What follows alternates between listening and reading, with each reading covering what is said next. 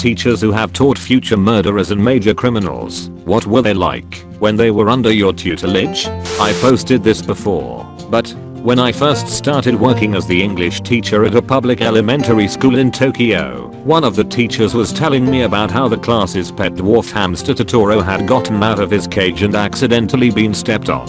He was a little guy, so it wasn't exactly a bloody scene, but nobody knew who did it, and all the kids were sad. A few weeks later, one of the other class's pet guinea pig got out of his cage and was stepped on as well. Like, stomped flat. Very messy, and someone had clearly used some tissues to clean off their shoes before leaving the room. All of the students wear the same kind of in-school slippers, so it's not like we could go CSI on the situation and figure it out by shoe print. But one of the other teachers noticed that one girl in her class, a 5th grader, had some suspicious reddish smears on the edges of one of her shoes. The girl was called to the office, and parents were called. The next day, the parents come in and explain to the principal that they are moving their daughter to a new school.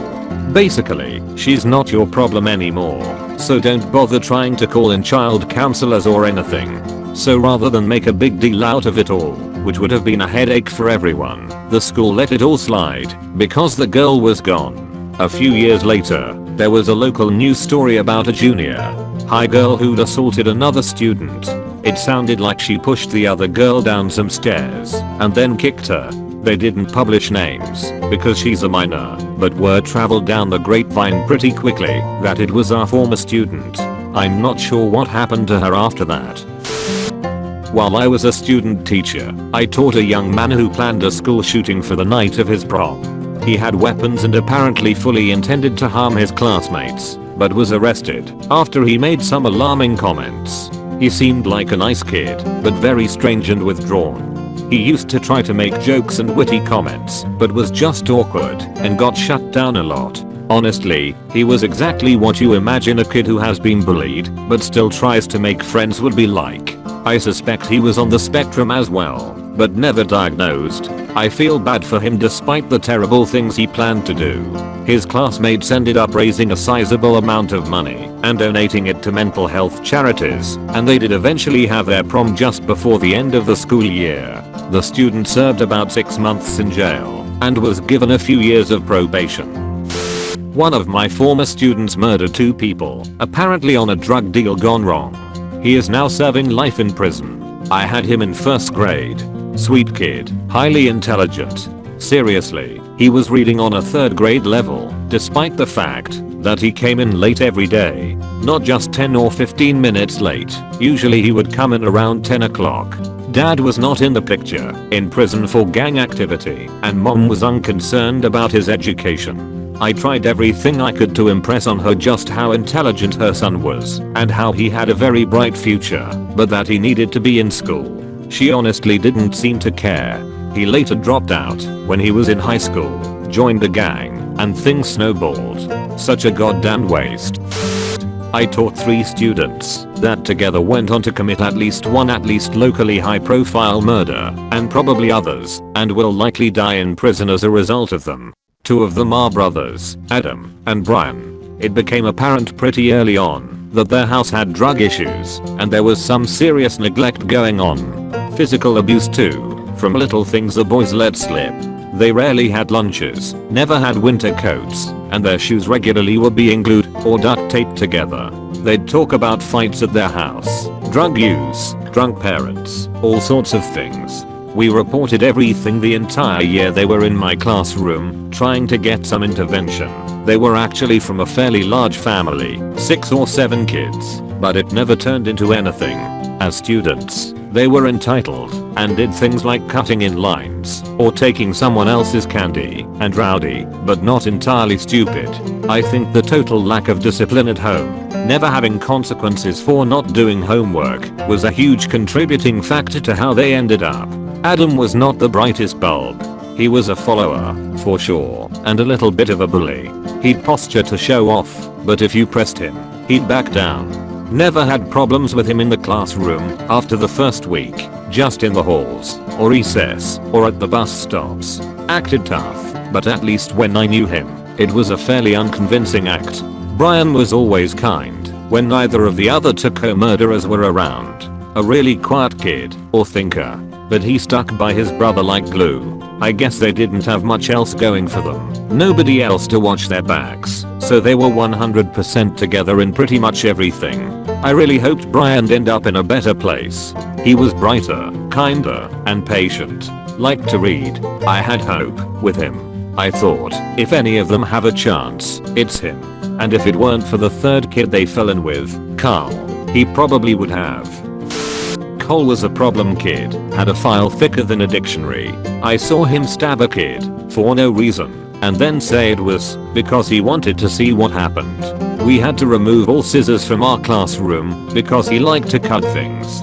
He threw a desk once, mid-story time, no apparent trigger.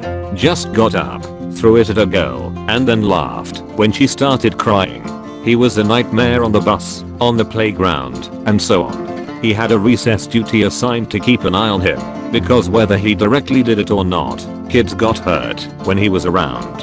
He talked about killing animals, going hunting, and about doing things like taking people into the woods, getting them really lost, and then leaving them to die. He was a creep. He liked to pick on little girls. Not the ones in his grade, but ones 4-5 years younger. He'd corner them and bully them to tears, sometimes physically snatching at their dresses or pulling their hair. He was awful and constantly in and out of the principal's office. Adam worshipped Carl, or followed him around like it anyway, and Brian, well, he stuck with his brother. It was so sad to see happening. They all lived in the same area and knew one another outside of school, and I always got the impression that Brian was afraid of Carl. I know some of the other teachers in the building were. Hell, I'll even admit I was too. I was on constant guard with him in class. He even in elementary school was fully capable of doing some serious permanent harm, and we all knew it. Together, while still in high school, they abducted and killed a classmate.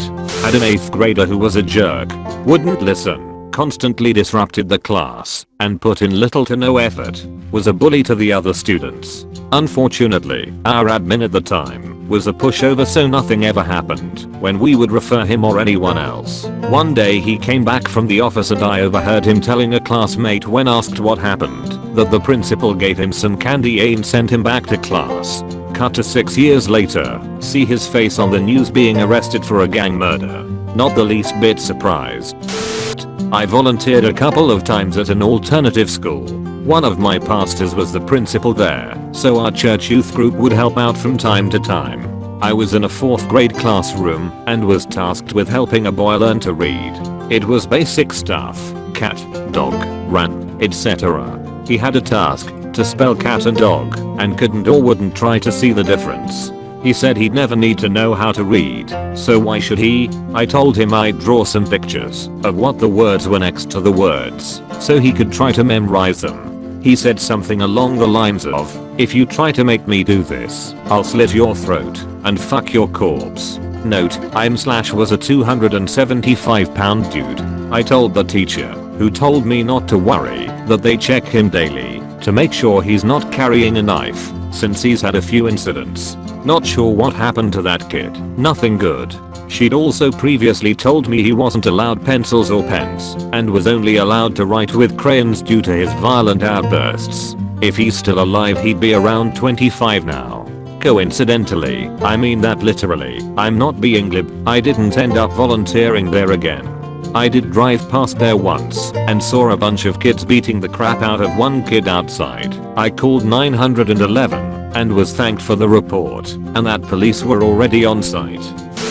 I was a school teacher for 15 years. I have taught 2 murderers and a pedophile. One young girl, she killed another student at a party. Her life ruined in one stupid moment. I think though she is most likely out now, but don't know where she is. At school she didn't listen.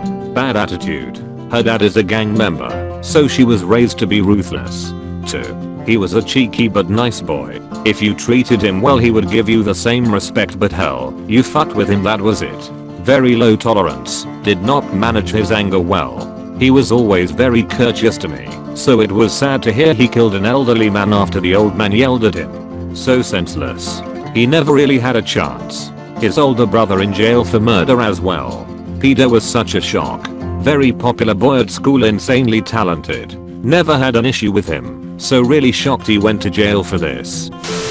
I taught at an alternative school for a year. I have several students who later ended up in jail for everything from robbery to murder.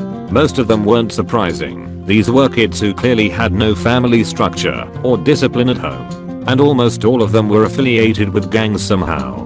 We even had middle school kids jumped into gangs at the school.